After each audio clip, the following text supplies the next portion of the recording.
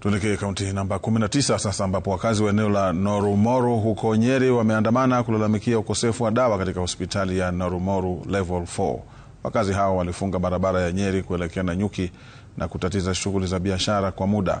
Wakazi hao wanasema hali katika hospitali hiyo imezorota, wakidai magonjwa mengi hulazimika kununua dawa nje ya hospitali hiyo.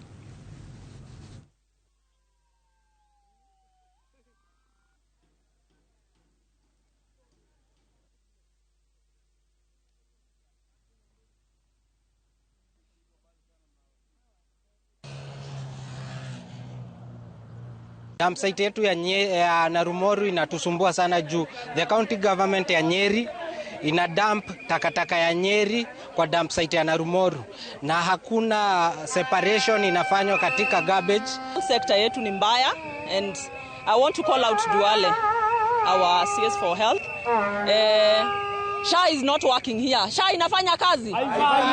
Katika kiingililio cha hii town kuna dump site. Hiyo dump site inachomwa usiku, watoto wetu ni wagonjwa, kina mama zetu ni wagonjwa, watu wazee ni wagonjwa kwa sababu ya ile moshi inatoka kwa hiyo dump site. Takataka za hospitali hizi private zinamwagwa katika hiyo dump site. Tumejaribu kuongea lakini hatupati suluhu kwa hili neno.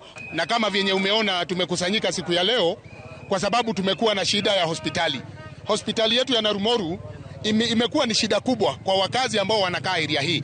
Kwa sababu ukienda hospitali hakuna dawa, hakuna chochote, kule tu unaenda kuandikiwa. Hata ukiadmitiwa kwa ward, wakati ambapo wewe ni mgonjwa, watu wenyu wanatumwa wakatafute dawa nje. Kwa hivyo tumeona sisi kama wakazi, sisi ndio tunaumia na tukaona hatutanyamaza tena.